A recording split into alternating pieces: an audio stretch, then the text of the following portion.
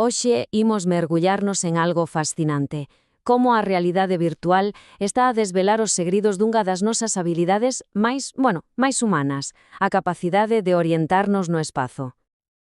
É algo que facemos sen pensar, verdade? Atopar o camiño ao traballo, lembrar onde aparcamos o coche, parece case automático. Pero, que está a pasar de verdade aí dentro, no noso cerebro, para que todo iso funcione?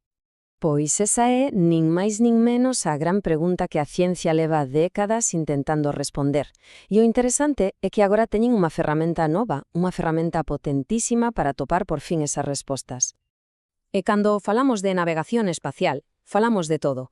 Desde orientarnos nunha habitación que vemos dunha soa ollada, ata movernos por unha cidade entera, que obviamente non podemos ver completa, e temos que ir aprendendo pouco a pouco. Así que, imos ao miolo da cuestión. Como funciona este GPS que levamos todos incorporado de serie? Pero claro, antes de ver as respostas que nos dá a tecnoloxía, hai que entender por que ata ahora foi tan complicado estudar isto científicamente. A resposta está no caos do mundo real. A ver, como se pode facer un experimento controlado cando unha persona está a camiñar por unha rúa xea de gente, de coches, de ruído? É prácticamente imposible illar o que de verdade importa. O problema fundamental é a falta de control. Non se pode controlar o tempo que vai facer se de repente hai obras nunha rúa ou tráfico. E non só iso, pensemos no complicado que é facer o mesmo estudo con persoas de diferentes culturas, ou adaptalo para nenos ou para xente maior, é unha auténtica dor de cabeza loxística. E é xusto aquí onde entra en escena a realidade virtual, porque resulta que é a solución casi perfecta para todos eses problemas. A diferenza é abismal. Coa realidade virtual, os científicos teñen o control absoluto. Poden crear cidades enteiras desde cero, quitar calquera distracción e o mellor de todo, calquera persoa, en calquera parte do mundo, pode participar no experimento sen importar as súas limitacións físicas. Claro, aquí surde unha pregunta moi práctica. Como se consigue que alguén camiñe por unha cidade virtual se está metido nunha habitación pequena? Ben, para eso existen o que se chaman interfaces de locomoción. E hai de todo, Desde cintas de correr que permiten camiñar en cualquera dirección, ata sistemas que detectan cando camiñas no sitio, ou, o máis sencelo, usar un mando, un joystick, para moverte polo mundo virtual.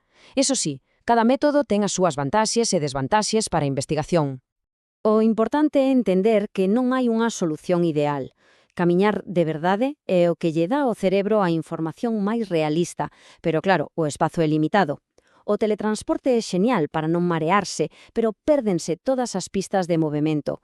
E usar o mando, é eficaz, pero pode provocar o famoso mareo virtual, a cinetose, que non é nada agradable. Moi ben, xa vimos o como. Agora imos ao máis interesante de todo. Que segredos do cerebro nos permitiron descubrir estes laboratorios virtuais? Pois mirade, durante décadas a idea principal era a do mapa cognitivo. A teoría decía que o noso cerebro crea unha especie de mapa mental, case como un Google Maps interno, que é unha copia perfecta e escala do mundo real. Pero, é iso certo? O noso cerebro é realmente tan preciso, tan xeométrico? A realidade virtual permitiu poñer a proba esta idea como nunca antes. E o que descubriron, foi toda unha sorpresa. O que fixeron foi xenial. Crearon laberintos virtuais que rompen as regras da xeometría. Imaginade entrar por un corredor e, sen decatarse, sair ao outro lado do mapa, como se fose un teletransporte, un burato de verme invisible. Un mapa mental ríxido como un plano non podería entender isto. Romperíase. Pois o máis alucinante é que a xente non só aprendeu a orientarse nestes espacios imposibles, senón que incluso era capaz de atopar atallos usando eses buratos de verme.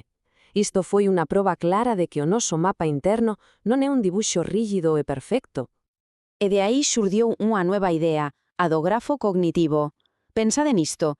En vez de un mapa de rúas perfecto, o noso cerebro construye algo máis parecido a un plano de metro. Sabe que estacións están conectadas e máis ou menos a distancia entre elas, pero non lle importa se a forma global do plano se corresponde exactamente coa realidade. É un sistema moito máis flexible e, a fin e ao cabo, máis eficiente. Moi ben. Xa sabemos que o noso mapa interno é máis flexible do que pensábamos. Pero isto lévanos a outra cuestión. Por que hai persoas que parecen ter un compás incorporado e outras que se perden ata para ir á cociña? Seguro que todos coñecemos casos dos dous tipos. Pois a realidade virtual tamén é unha ferramenta fantástica para isto, porque permite crear probas idénticas para todo o mundo e así medir obxectivamente esas diferenzas e entender de onde veñen. Un exemplo clásico é este, o labirinto acuático de Morris virtual. O obxectivo é atopar unha plataforma oculta. E o que se ve é que algunhas persoas seguían polas montañas do fondo, as pistas máis estables, mentres que outras se fixan máis nos obxetos que están preto. A maxia da RV é que se pode decidir que pistas se mostran e cales non. Ou este outro, Virtual Silverstone, que é fascinante. Ensínanlles aos participantes dúas rutas diferentes nunha cidade, por separado. Despois, unha terceira ruta que conecta as dúas. O interesante é ver quen é capaz de unir mentalmente todo nun único mapa da cidade e quen sigue a velo como tres camiños sillados. E grazas a estes estudos, estase a ver que a nosa capacidade de navegación depende dunha chea de cousas, da estrategia que prefiramos usar, se somos de seguir rutas ou de buscar atallos. Tamén influen a idade, a experiencia, o xénero, incluso o nivel de ansiedade que nos xera estar nun sitio descoñecido. E atención, porque ata o tipo de cidade onde medramos, ser unha cuadrícula ou un labirinto de rúas, parece que deixa súa pegada. E todo isto lévanos a unha última reflexión, unha pregunta que abre a porta ao futuro. Se a realidade virtual nos permite descodificar o noso mapa interno con este nivel de detalle, podería axudarnos algún día a redebuxalo?